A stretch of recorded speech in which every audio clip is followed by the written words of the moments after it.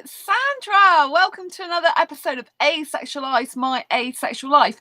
This is the place to be for education about asexuality, all things asexual, and I share my own asexual life journey in order to help you in yours. If you haven't already subscribed, please hit a great big subscribe button below right here, right now.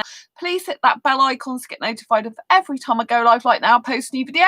And don't forget to give this video a thumbs up if you find the content useful, helpful, insightful in any way, shape or form, or you just want to give this channel some like love. I really appreciate it from the bottom of my heart. So in a moment, we're going to be discussing what's the difference between sexual arousal and sexual attraction. Is there a difference? And if so, what is it? So if you didn't know, I am the author of Asexual Perspectives, and this is Asexual Perspectives Awareness Month, so otherwise known as hashtag APAM. And each year in July, I go through some of the excerpts of my Asexual Perspectives book. Hello, 100% Beef. Nice to see you. Thanks for the thumbs up. So I'm going to go through some excerpts today. And this is the question I asked the interviewees in this book. It's lovely to see you again, 100% Beef. Thanks for being here. So this was the question I asked my interviewees for this book. There's 47 people, including me, in this book.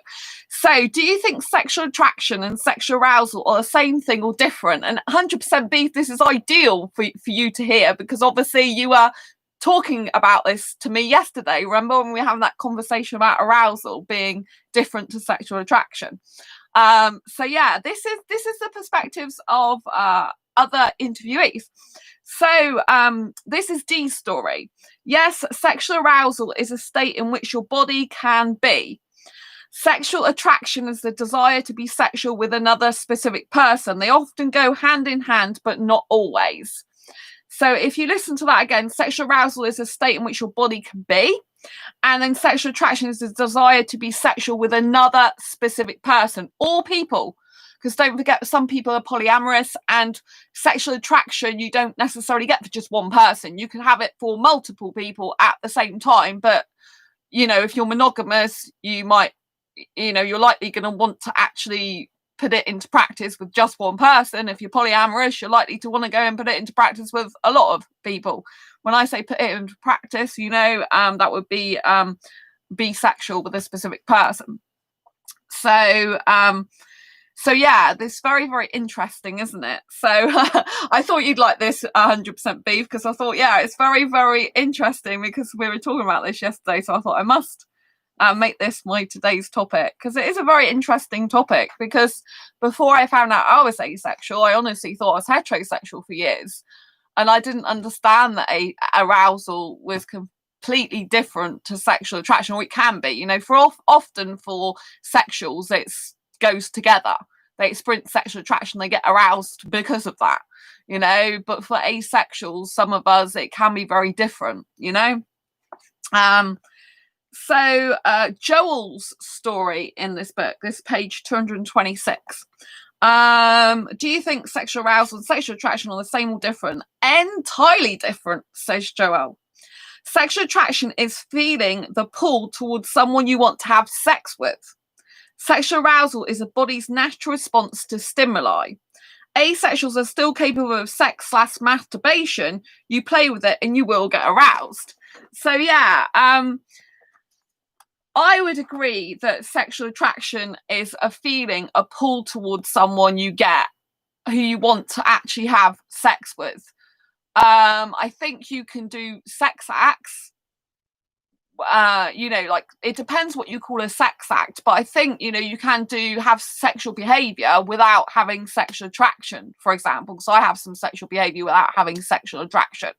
So sexual attraction, to me, is, you know, you get the need, urge, want for partnered sexual intercourse with one or more people. That's what sexual attraction is, in how I understand it. There's like this is kind of like an energy, and it's like, you know, I want to have sex with you, which asexuals don't tend to think unless they're on the more sexual end of the asexual spectrum. The whole point is we don't experience the sexual attraction. So we don't think like that, you know. But it doesn't mean to say that we can't get aroused by things. Usually with asexuals, we get aroused, but we don't want to actually it doesn't make us want to have sex, shall I say. So, you know, but it is it is often a response to stimuli. And, you know, asexual can masturbate, asexual can have sex if they want to, if they choose to. And I say this as if they want and choose, because we have to understand that a lot of asexuals don't want sex, and no asexual should be made to feel broken or like there's something wrong with them if they don't want sex, if they don't like it, they don't need it, because it's part of who they are naturally, you know. 100% B. Thanks for having this topic for me. It means a lot to me. Oh, bless you. Bless you. I mean, you can get this book, obviously, for yourself if you want to. It is down below in the description if you do want to grab a copy. It's on in ebook format as well for Kindle. You can download the Kindle app to any device. So this might help you a lot because it goes into all these type of topics. That's why I wrote the book, because I kept getting asked by asexuals constantly, like, can I still masturbate if I'm asexual? You know, I watch porn sometimes. Can I still be asexual? And I got so many questions flooding my inbox that I used to get the same questions over and over again. And I thought, rather than my perspective just being given, it's better as well to have lots of other asexuals. Then you can get a really good overall picture of how asexuality is. Liam, hi Sandra, you're always beautiful. Oh, thank you. Lots of love to you, Liam. 100% me. I would buy it, but I don't have control of my money. Ah, okay. I understand. Yeah, that's difficult if you don't have control of your money. It's okay. Oh yeah, yeah. I mean, if you're out about being asexual, then you could get it. But if you're not out about being asexual and you don't want to come out, then you know they'd see the name of the they'd see the name of it on the receipt. So from Amazon or wherever you got it from. So yeah. That's a shame, but yeah, because it would really help a lot. But I don't know if you can talk to the people who have control of your money, but that depends. Like if you're not out about being asexual, like I said, you probably wouldn't want to say anything, but if you did, just tell them you've got there's this book that will help you a lot, because it would really help you a lot. But obviously I can still carry on reading excerpts as well, but it's not the same as having the overall picture of everything. But it's still good. It's still good. It does help. Right, let's talk to who are we going to have next? Oh, David, yes. So David's story. Do you think sexual arousal and sexual attraction are the same or different? So David says, I think they're different. I would expect sexual arousal to occur prior to or in anticipation of a sexual act, whereas sexual attraction is more of an acknowledgement of potential. Well, yeah, 100% beef. I'm out. I'll ask my parents to buy it for me. Oh, yeah, if you could, that would be, I think it would help you. That's why I'm saying that, not just because it's my book. I just know it will help. I mean, some people have written private messages to me saying this book completely changed their life because they thought they was broken or there was something wrong with them. And they realised after reading this that they're okay. I've had that multiple times, not just from one person. You know, Liam, I'm not out as an asexual, but I would love to get your book. Oh, bless you. Well, if you have control of your money, Liam, I would get the book. You know, you can order it from bookstores as well, because it's got its own ISBN under Quirky Books. You can't order the ebook from bookstores, but you can order the printed copy on special order. But I mean, Amazon's the one who distributes it for me everywhere anyway. So I'm a registered publisher under Quirky Books in the UK. So that's my actual publishing imprint. It's my own company, which I took me 7 years to get that. So yeah, but it's you know, someone a publisher saw it in a bookshop in London, an LGBT bookstore in London. So you can get it in some bookstores, or you would have to order it special order. Which you can pretty much do from anywhere in the world. But I mean, with Liam, you live in Ireland, don't you? So you'd have to order from the amazon.co.uk site, I believe, if you want to get it through Amazon. So yeah, it is really good, honestly. There's so many different stories in here. Like every story is told in an interview, question and answer, so you can compare their answers, so you can get an overall view if it's one particular question. So for example, with 100% beef, if you want to know specifically about sexual attraction, sexual desire, arousal, masturbation, all those type of questions, you can literally flick through the book and go to that question throughout all the interviewees. I've done that on purpose so you can cross-reference, so you could like come up with your own like page of what everyone's overall picture is, and then you can get a really good idea of how asexuality is in real life context, with what you're interested in finding out about, you know. And I made it short, snappy chapters because I love writing, but I find reading hard going. And I know some people who are autistic, for example, they have a short attention span. So they want to be able to have short, snappy chapters that's easy to read. So I did it in that format, which will be how my Asexual Guide to Sex book is, although it's more story based as well. The Asexual Guide to Sex book is split into different ones. So they've got ones that are just stories based on their answers, and then they've got ones with more information, advice and guidance about sex and stuff in it. So it's done very similar format, just a little bit different with the different parts. There's just more parts to it really, but very similar format, because overall this format was really loved by the majority of people. I can't please everyone. There's some people like, oh, it's just a questionnaire. It's like, it's not just a questionnaire. These questions have been really thought out over a long period of time.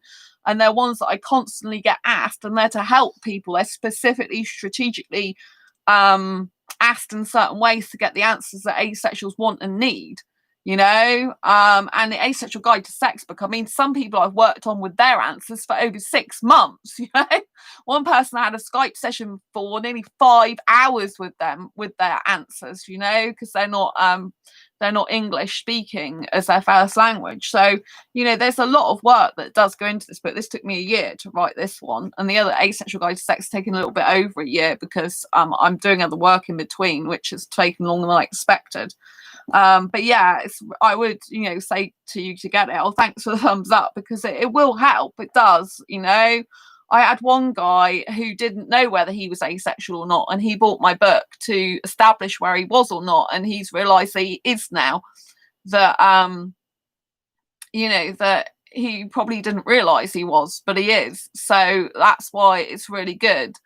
I had one guy that felt really broken, and he came through, thanks for the thumbs up, he came through to Asexualitic, and he said, Sandra, I've just started reading your book, you know, I thought there was something wrong with me. And by the time he finished reading it, he felt really okay to be himself. Liam, you're an authorised author under Quirky Books, and you have such a quirky personality. Thank you, Liam. Lots of love. Lots of love. An authorised author under Quirky Books. And yeah, I chose Quirky Books mainly because my personality is very quirky. I was known as quirky. I've got been blogging on a blog called quirkybooks.wordpress.com for 10 years this year. 10 years of blogging. This is before I started helping asexuals. So quirkybooks.wordpress.com is my long-standing blog, which I have a lot of followers on there, which I started to talk about writing, actually, because it was my love of my life and my passion, and I wanted to find my writer's voice. So yeah, a long time ago, 2010, I started that blog. Makes me sound so young. So yeah, and I decided to buy a lot of quirky domains. So I had loads of quirky domains, but I've given some of those up now because I realised that I'm not really doing anything with some of them. So I've still got my Quirky Books domains, you know, because they go with my actual company, my publishing company now. So, but yeah, 7 years. So it was always a dream since 2010 to have my own publishing company called Quirky Books. And then in 2017, when this book came out, I made it a reality, and I'm like, oh my Lord, I'm so happy. So, you know, whatever your dreams are, never ever give up on your dreams. If it takes you years to do something, just keep being persistent and consistent, taking action and be determined. My first book, which is about redundancy, actually laid off, they call it in the United States, which is what loads of people are being made, you know, redundant around the world at the moment because of you know, the jobs situation with the lockdown, coming out of lockdown and all the jobs going. You know, that was my first book, Breaks with Barriers of Redundancy. That took me 2.5 years, I think it was, to write that one. So that was like, you know what I mean? It's like, whoa. And that's not out in print. So it wasn't until I got this one out in print that I actually started my own official publishing company. But the other ones are under Quirky Books still, on Amazon. So yeah, but thank you, Liam. Anyway, I will get on with the show. as they say. So, Anne, do you think sexual arousal and sexual attraction are the same or different? I think of arousal as somewhat different from attraction in that arousal has a greater physiological presence, while sexual attraction tends to be subtler in terms of its effects on human behavior. So, yeah, I would agree that arousal, yeah, well, sexual attraction tends to be subtler in terms of its effect on human behavior. Having to think about her words in this. I presume it's her. Anne's words. I'll say Anne's words because I don't want to presume gender. Yeah. So it says arousal has a greater physiological presence, where sexual attraction tends to be subtler in terms of effect on human behavior. Actually, I would probably say the opposite in some ways, because I think more people act on sexual attraction in terms of the way they behave towards other people, whereas sexual arousal, I think people is not just with other people, it's with themselves. They can act on sexual arousal with themselves a lot well, whereas when it's sexual attraction, you're attracted to someone, you want to have sex with someone, whereas if it's arousal, you can kind of relieve it on your own, whereas sexual attraction, you can't get rid of it. It is what it is. Do you know what I mean? So I wouldn't necessarily say it is subtler in terms of human behavior. I mean, I think the world is sexually driven because of sexual attraction. Because if everyone was sexually aroused but didn't have sexual attraction, they'd just be masturbating and touching themselves, basically. Probably. And or they'd be aroused, but they could touch themselves, play with toys or do whatever, but they wouldn't necessarily have to have another person involved with it. Obviously some people, they get aroused and they want that, where sexual attraction comes in is they want to relieve that arousal because they're sexually attracted to someone. They want to use that person to help relieve that arousal, whereas if you're just aroused on your own and you're not sexually attracted to anyone, you can relieve it on your own. Do you see what I mean? Whereas sexual attraction, you can't get rid of. It's like if you're romantically attracted to someone, if you're intelligently attracted to someone, that attraction doesn't just stop usually unless they turn you off from that attraction. So if you've got someone that's, for example, very aesthetically attractive to you, then all of a sudden they change their appearance. Maybe they dye their hair. Maybe they get plastic surgery. Maybe they put their hair completely different length. Maybe they grow a big bushy beard. You're not turned on aesthetically by beards or whatever. They could change that. Do you know what I mean? So then you could fall out of aesthetic attraction with them. And obviously, if someone's being really nasty to you, you might stop feeling romantic attraction for them because you're just like, I can't feel romance towards someone who's so nasty to me. Do you see what I mean? Whereas sexual attraction, it's a lot harder to get out of because I think it's more impulsive and more biological, I would say. So yeah. Liam, I never had any kind of dreams. I am so proud of you. Oh, bless you. Lots of love. Thank you. Yeah, I have a lot of goals, ambitions and dreams. My ultimate ambition and dream, if you didn't already know about asexuality, is to literally get asexuality recognised as a sexual orientation throughout the globe, because it's still not known throughout the globe, so no asexual has to live in fear of ridicule ever again. That is my main objective with asexuality. That's why I do this channel. That's why I talk in so many different groups now, including sexual groups or traditional dating groups that have got a lot of sexuals in them, which I do get quite a lot of stick from some people in some of those groups. But it's going to be worth it to spread the awareness of asexuality. I need to get it out to a global audience, and that takes a lot of effort. It really does, because it's one thing to do it amongst LGBT community, which, know a lot in terms of about asexuality, usually, in general. Not all of them do. Whether they accept it or not is a different matter, but they know of it. Whereas a lot of sexuals, they've never heard of it before still, So it's still a huge task. I hope you achieve that, Liam says. Yeah, I intend to achieve it. Whatever it takes. Is asexual part of LGBT plus QIA? 100% beef. Their asexual is meant to be the A, but some people will actually. Oh, it's going dark in here. Some asexuals well, some people believe that A means ally and it can mean agender as well as asexual. So there is debate, but in general, A is supposed to be for asexual. But yes, some people say it's asexual, agender, ally. It can mean all three. But however, in my Asexual Perspectives book, there is a guy that I did. I did an interview with a guy who is from Pride Matters. So he is not asexual, but I did, yeah. So basically I did an interview with Pride Matters, and he is basically in charge. He founded Pride Matters. So he's actually a gay person himself. He's not asexual. And he talks about this in this Asexual Perspectives book. And he discovered asexuality because he saw an interview with David J, the founder of Ava in the USA, and I was aware that A was added in the extended LGBT plus for asexuality, but wasn't aware of much more. So as far as he's concerned, it is asexuality, but there is debate, like I said, on that. So yeah, it depends who you ask. I didn't expect my room to go a bit dark like this. It's quite sunny outside. I didn't want to open the curtains because you won't be able to see me at all. So yeah, it's very interesting. I mean, I thought it was a part of it. Yeah, so basically, asexuality is meant to be the A, LGBT plus QIA. I personally don't actively participate in LGBTQ plus stuff.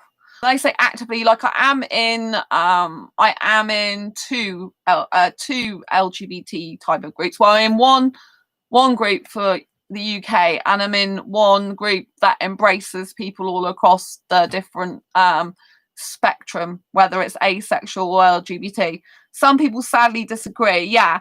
So for me, I don't worry about that, because my life purpose while I'm on planet Earth in this body form, if you're spiritual, you kind of like know where I'm going with this. While I'm on this planet Earth in this lifetime, right here, right now, my mission is to get it recognized as a separate individual orientation in its own right. Right? This is my mission. This is not everyone else's mission. This is my mission, right? This was given to me, I believe, spiritually, right? I believe my life purpose is to get it recognized in and of itself, right? That's my mission. So whether people accept as an LGBT or don't, it doesn't affect me. I don't let it affect me. They either accept it or they don't. You know, I don't get involved in that. So I don't worry about it. I don't fret about it. The only thing I know is as far as I'm concerned, we are part of the LGBT plus QIA community, but I don't actively participate in that, because my goal is to get it recognized as a sexual orientation in its own right. And therefore, if we're tagged on to LGBT plus QIA, which we technically are, that doesn't establish us as an identity in our own right amongst traditional sexuals, allosexuals, you know, heterosexuals specifically. They don't understand the difference a lot of the time. Yeah, so, you know, so that doesn't, at the end of the day, LGBT are all sexually attracted to people. We're not. We are different to them. We are not sexually attracted to anyone. Lesbians, gays, bisexuals are all sexually attracted. They're not the same sexuality as us. They all experience sexual attraction. Asexuals don't. We are different to them, right? We're different, and that's okay, right? Trans is to do with gender. It's not even to do with sexuality. You can have a trans asexual person or a transsexual person, right? So we are different to them. They experience sexual attraction. We don't. It's different. It's two completely different. Yeah, we're being ourselves. Exactly.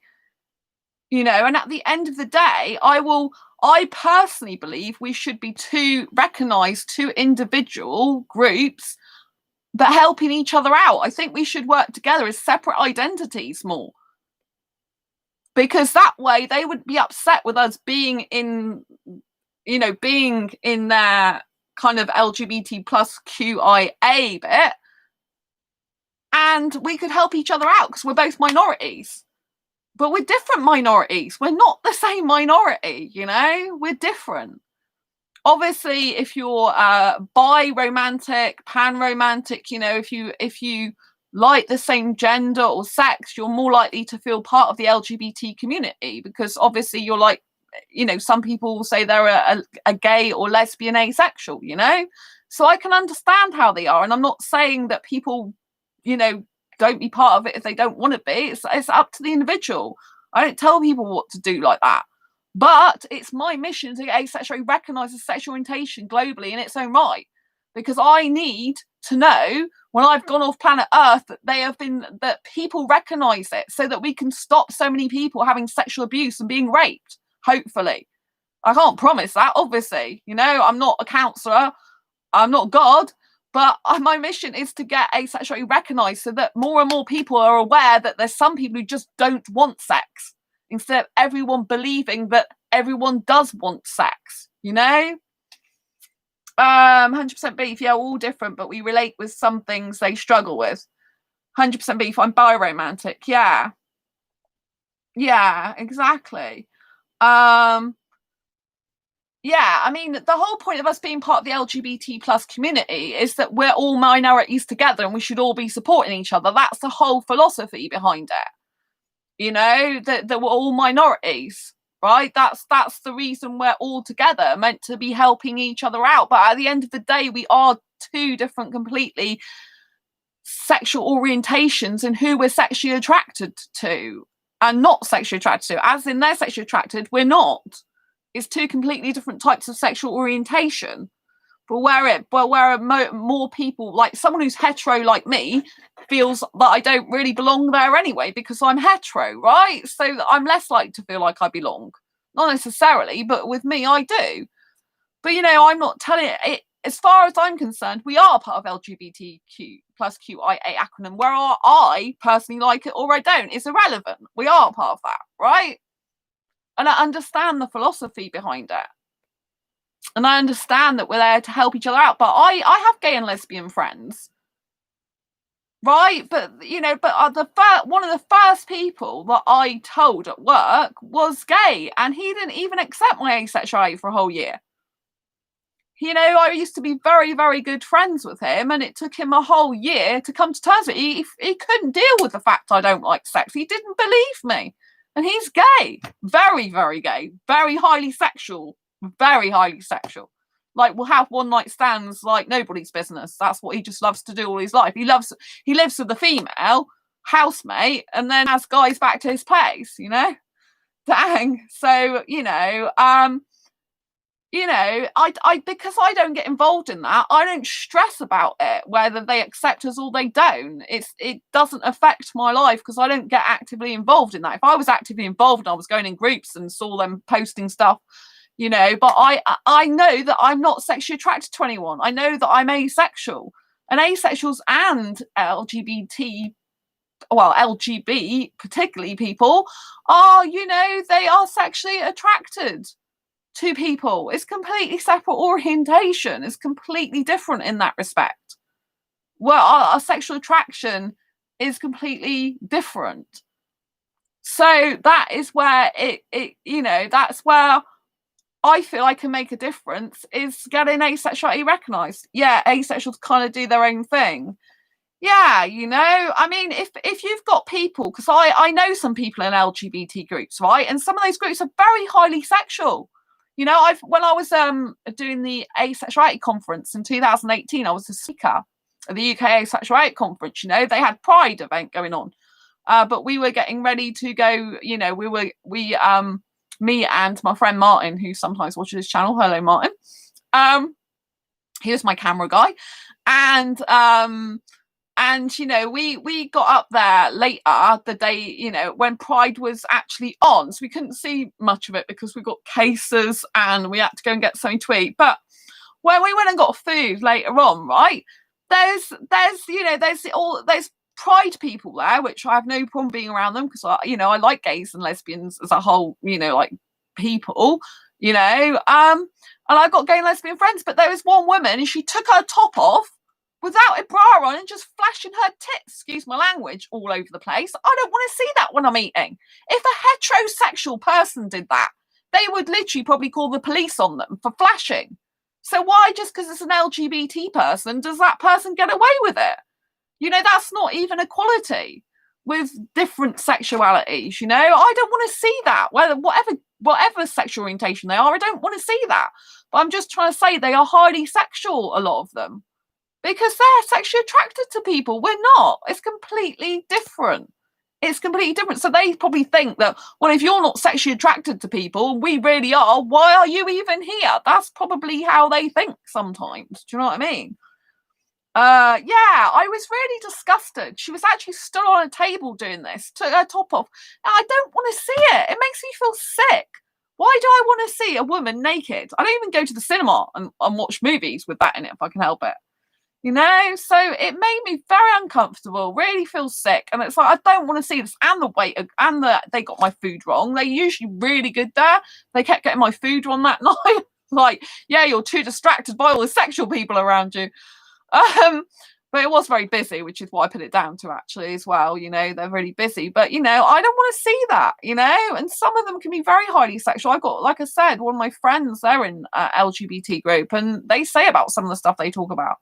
Liam, I understand where you're coming from. We are totally believe we are our own identity. We say we are LGBT, but they'll automatically think we are gay or lesbian, but we are. Yeah, exactly. I get accused of being a lesbian because I'm asexual. I say to, I had this guy who was interested in dating me. He lives up the road from me. He kept telling me, an older guy, I'm not really interested in him. But I mean, he looked better looking when he doesn't have a beard, right? And he seems like an actual nice person, right? And so I see him sometimes with his bicycles still. And he automatically was asking me. I told him, he asked me on a date. And I said, I don't like sex. He goes, I asked you for a coffee, not for sex. I said, yeah, but that's where it'll lead, and I'm asexual. And then he kept coming on his bike, and then accidentally bumping into me. And he even asked me in the middle of the city centre. Luckily, I am who I am and don't care who's around. And he's like, so I understand you don't like sex, so are you a lesbian then? Is that what you're saying? I said, no, I'm attracted to guys, but younger foreign guys usually, but I don't want to have sex with them because I'm asexual. It's a sexual orientation that's a lack of sexual attraction.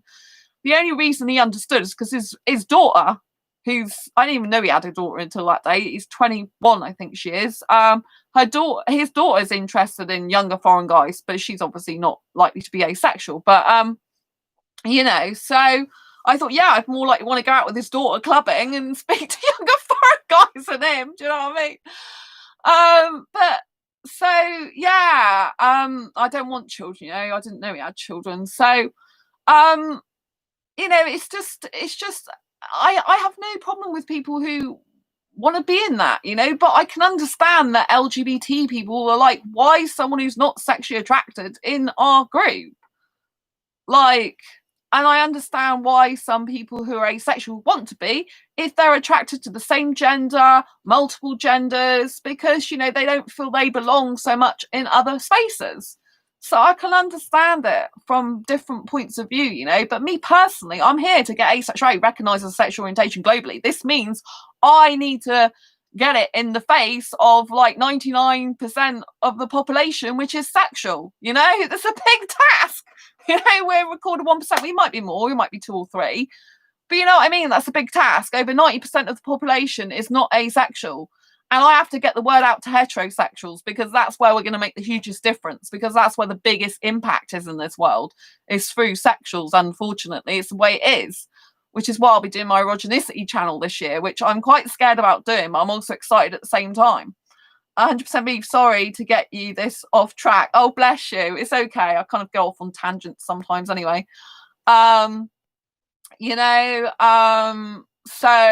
it's I got to bring my erogenicity brand out this year, which is going to be hard for me, because I'm going to be helping sexuals on that channel. But the more I help sexuals, the more I can help asexuals. This is the way I've got to do it. I'm scared, but I think it's the right thing for me to do. But it means I'm going to be on another channel talking about stuff that's sexually explicit and stuff like that. Not all, but talking about dating relationships a lot, because I know a lot about dating relationships. I help you a lot on this channel, but I can be helping other people on. I need to do a job where I'm getting paid, and I do most stuff for asexuals for free, the majority of stuff. So, you know, I need to be getting more income coming in to sustain me doing stuff for asexuals, you know. And I'd rather be helping sexuals on my own terms than helping them on someone else's terms. But I think, you know, if I'm going to have the biggest impact in my life, I've got to get through to them, and I've got to speak their language to do it. So wish me a heck of luck with that, because it's scary and exciting at the same time. But I'm in dating groups, for example, now, and I'm helping people with their dating and relationship problems, because I think when you experience sexual attraction, which I don't, I think you get a very blinkered in relationships, and I think you don't see the problems that are there. So I think, you know, I can help. I've got to go, but thanks for advice answering my questions. Oh, you're welcome. 100% beef. Yeah, I mean, to me, arousal is, I have to say though, you can get aroused by just your mind. It doesn't have to be physical. So there's someone in this book that thinks, I haven't read out their story, that thinks arousal is purely down to physical stimuli. I have to say that I can get aroused just by thinking about kissing with no one involved but me. So it actually isn't true that everyone has to have physical stimuli, which means touching. They don't. I don't. Liam, sorry, I meant aren't in the last comment. Why did he think you were lesbian when you said you were not interested in sex? Doesn't he know lesbians have sex? Liam, that's a very, very good question. So yeah, thanks 100% beef. I know you got to go now. So yeah, yeah, exactly. Yeah, I mean, I think maybe he thought because I don't want to have sex with him that I'm a lesbian, and that's why I said it. But like you say, it's very logical, because lesbians do like having sex. And surely if someone was a lesbian, they'd just say, I'm into girls. Do you know what I mean? So it's very ridiculous. But I've been accused of it a number of times, because as soon as I say I'm asexual and I don't want sex with a guy, they automatically assume I must be into some other gender, because everyone experiences sexual attraction. That's the way people's mind works in the world, that everyone experiences sexual attraction. Well, I don't, you know, just like many asexuals don't. But that's the mentality they have. I mean, in this entrepreneur group, which is a dating group recently, some of them are accepting of the way I am. Others, they can't get their head around it. It's like they cannot. It's like they have a meltdown. It's like they're on an electric chair or something going, you know, they can't accept the fact that someone doesn't experience sexual attraction. It's like it just completely blows their mind, and they just can't comprehend it. I think it's like it's because they've been conditioned from birth, and it's like waking them up to the reality, a reality that they don't accept yet, because they're uncomfortable with it, because it's not what they've been taught. But I'm here to work the world up, people. So, you know, here to wake the world up. It's a hard challenge, you know. But I believe, you know, being here with purpose in life is what matters, you know. I'm really here for a specific purpose. I know this is a major life purpose of mine. I can't help it. I just love helping asexuals, you know, but it's going to be difficult, because I think in order to help asexuals, I've really got to help sexuals a lot more. And it's like some of their talk is just very sexual for me, you know, and it's like, pass the sick bucket, please, you know, because I'm personally sex repulsed for me these days, and so it's kind of hard to get a balance. But you know, I have to do what I have to do. Liam, unfortunately, we are the most misunderstood orientation. Yeah, exactly. And I think if I say to a sexual, oh, we're part of LGBT, how do you think they're going to see that? They're going to be, oh, you're a lesbian then, or you're just one of those people. Do you know what I mean? They're not going to understand, right? And I feel very strongly that I want to get asexuality recognised in and of its own right, so people understand there's people that don't want sex, because like you say, Liam, lesbians do want sex, gays want sex, right? You know, they experience sexual attraction, we don't, you know. And so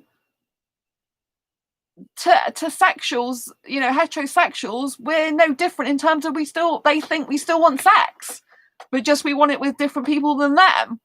But that's not actually what asexuality is, Asexuality is a sexual orientation, the lack of sexual attraction, and why it's important to specifically as well promote that a lot of asexuals don't want sex is because I want to stop some people getting abused. We are more likely as asexuals to have sexual abuse or be raped because we don't want sex in the first place, and we can't get that through very easily to people. So what really annoys me is when there's this myth about, oh, well, you've been sexually abused, that's what made you asexual. It's like, no, that's not what's made us or someone asexual. Some have, some haven't had sexual abuse. But the whole point is asexuals, I think someone says this in my book actually, asexuals are more likely to be in that position because we don't want it in the first place, but we're told by society, you want a relationship, you've got to have this. You want a relationship, you've got to have sex. You've got to. It's part of the criteria. Like, there's no other option. This is how it's presented to you since birth, basically. You grow up believing that and thinking that. And if you feel any different or think any different to what you've been drummed into you must be, then you're kind of like, I'm really not into this like other people are. It's a bit strange for me. It's like speaking an alien language. But if I can stop just one more person feeling broken or hurt or in pain, because people associate sex with love. I mean, what is going on with the world? Why is everyone associating sex with love? That is so wrong. That is teaching children from a very early age. If you want to be loved, darling, you've got to have sex. And that's why probably youngsters start having sex very early on, because they want that love, because they think that's love. And obviously in movies, love and especially romance is promoted as some wonderful thing. And for me, in terms of love and romance, if it was just the love and romance you see without any sex whatsoever, that would be great for me, as I'm a romantic asexual, or just, for aromantics, just having love without anything, just having love as friendship love would probably be enough for a lot of aromantic asexuals. But, the fact that children are brought up to say, well, when you get into a relationship, you must have sex because it's part of love. How disgusting is that? And, it's got, like this guy in this entrepreneur dating group, sex and romance are the same thing. They're not. You can be so romantic I could write a whole book about being romantic without sex being involved. Liam, totally agree. We are part of the LGBT, but we have our orientation separate to the LGBT. Yeah, it's really... But I think we're more known in the LGBT community than anything, we're still, there's a long way to go before people understand asexuality who are highly sexual beings, for example, who are heterosexual or who are sexual, bisexual or whatever. There's still a long way to go before they fully understand and comprehend our orientation. And so I accept that we're part of the LGBT plus QIA acronym. I personally don't call myself queer. I'm happy to support anyone else who does, but I personally don't have good meaning for that word. I personally don't feel good about it. I don't consider myself queer. I just consider myself as someone who's attracted to guys but doesn't want to have sex. Because I'm not sexually attracted to them, and that's okay. There's nothing queer about it. There's nothing, to me, queer means weird. That's how I view it. And to me, there's nothing weird about me not wanting sex. It's normal for an asexual to be that way. This is how I interpret it. It's not necessarily how other people interpret it. There's lots of asexuals that do identify as queer, and I respect that. I'm in a group called We Embrace Queer. And I said at the beginning when I went in there that I don't class myself as queer, but I support anyone who does, which is true. I think every sexual orientation is valid, and however you feel. Like, I use the word asexual cougar. Gosh, so many asexuals hate that word. So many people hate that word cougar. And I'm like, I don't have any problem with it. Because I would rather differentiate myself between between the fact that I'm not attracted to older guys. And I see it like as a strong, powerful thing, not as a demeaning thing, So, but I respect the fact that people do, want to be part of that community, and if you want to be, that's up to you. I still class myself as because I'm asexual, I'm part of the acronym, but my mission is to get asexuality recognised globally. It's a hard mission because I've got to get through to sexuals, and that's much more difficult because all the association, all that conditioning, How am I supposed to kind of like get through to 99% of the population's conditioning from birth? That's a big, huge task. LGBT deniers and sexuals don't believe us. You're a very accepting, open person. Oh, thank you, Liam. Thank you. Yeah, that is a very good point. That, you know, I don't think everyone in the LGBT deny us, but I think, you know, that some do. And sexuals don't believe us. Yeah, so it can kind of feel like you're being invalidated or you're being pushed out. But, you know, like I have some LGBT friends who do accept my asexuality. Well, they don't say they don't. I just tell them I'm asexual. But like I said, the one guy that I was really good friends with at work, he did my old job. It took him a year for him to accept it. You know, so, you know, I honestly believe that our power as well lies in ourselves, you know, not just in the unity with LGBT, but in our own right. You know, I have to get us through to sexuals. I have to make this difference while I'm here in the world. Something compels me to do this. It says I'm the one to do it, right? I mean, there's lots of work going on in LGBT. There's a lot of asexual YouTubers that participate in LGBT and pride stuff. I personally haven't done that. I'm not saying I'll never do it. I'm just saying I haven't done it up till now, right? So that's where I sit, you know. I'm not saying I won't do it. I'm not saying I'll never do it. I'm not saying I'm not open to doing it. I'm just saying that's where I stand at the moment, right? Because we each have our own, you know, good things about us. We each have our own strengths, you know, and I think my strength really lies in getting through to the sexual community, because I was in heterosexual relationships for over half my life. I may as well put all that experience to good use. There's a lot of asexuals that have never had sex in their life. They don't understand the mind of sexuals. They can't understand how heterosexuals work. It's completely, they've got no middle ground there because they don't understand them. Whereas I do understand heterosexuals very well, even though I'm asexual, because I have all that experience. Since I'm 6 years old, I've got experience with heterosexuals. That's a long, long time, you know, and I went through some shite times with some of them, quite a lot of them, you know. Not really sexually though, most of them, but some of them, obviously. The guy when I was 15, I did. But you know what I'm saying? I have that experience, and I don't think God, the powers, the universe, whatever, would give me all that rocky experience if it wasn't to mean something. It wasn't to help people out. So, you know, and being like asexual, knowing I'm asexual since 2014 and being on this channel for like 5 years this year, you know, I believe I can bring a lot to the world, and I believe that I can get through to sexuals.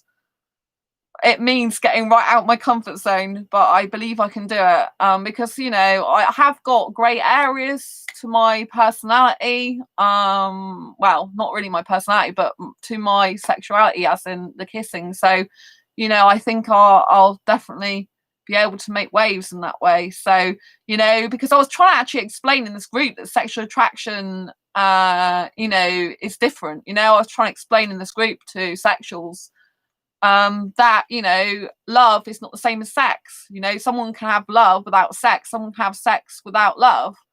You know, love without sex does exist, which the person wasn't getting at all. They were like, oh, well, that's just like being with your family then. You know, it's like, no.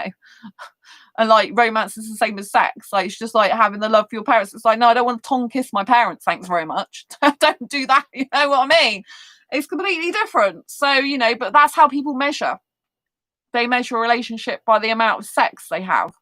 But, you know, and sex to them equates to love and all the rest of it. It's a lot. That's why people go wrong. That's why there's so many relationships in the world that are failing right now, because they don't understand all the different types of attractions that are going on. They don't understand the different sexual needs of each other.